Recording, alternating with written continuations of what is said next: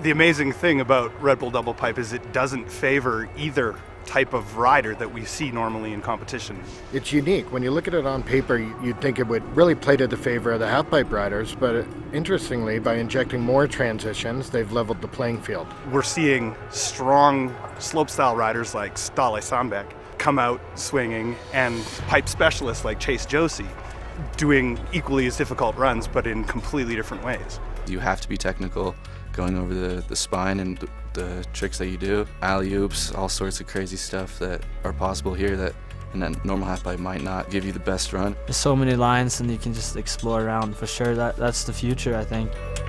Everybody is a rookie when it comes to the double pipe. I mean, realistically, over the last 2 years, the riders have had less than 10 days to be able to figure this thing out. It shows the Swiss Army snowboarder, the guy that can ride anything you put in front of them. When riders like Stale Sandbeck come here, they're eagerly anticipated because you want to see if somebody's coming from the other side, the jump side, how are they going to transfer?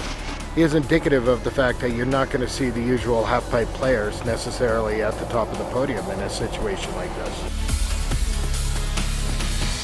It seems to me that Chase Josie is so good at this because he's got a real unique eye for line choice and trick combinations and trick difficulty. Chase is, sort of the next generation of North American half-pipe talent.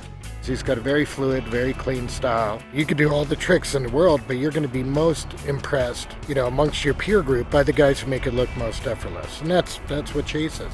It's definitely pushing snowboarding in a more creative way. Just there are so many different line choices and options and fun, creative tricks that are possible in this pipe, and it's so fun and to see where it's going, and everybody's killing it.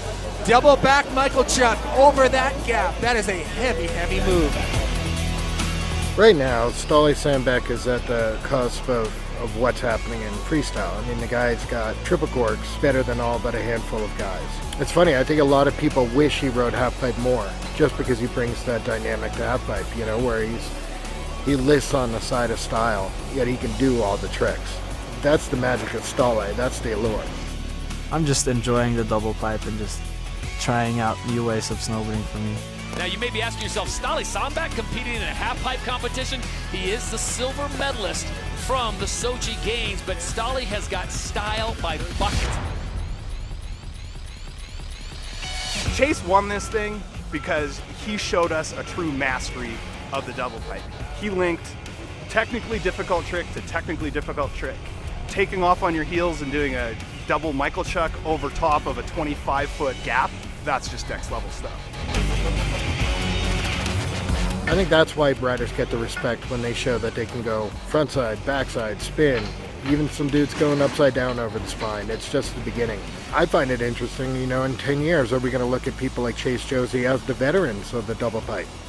And are they going to be the riders to beat because they got in on the ground floor while they were still young, while they were still malleable, and they were able to just adjust their riding style for it?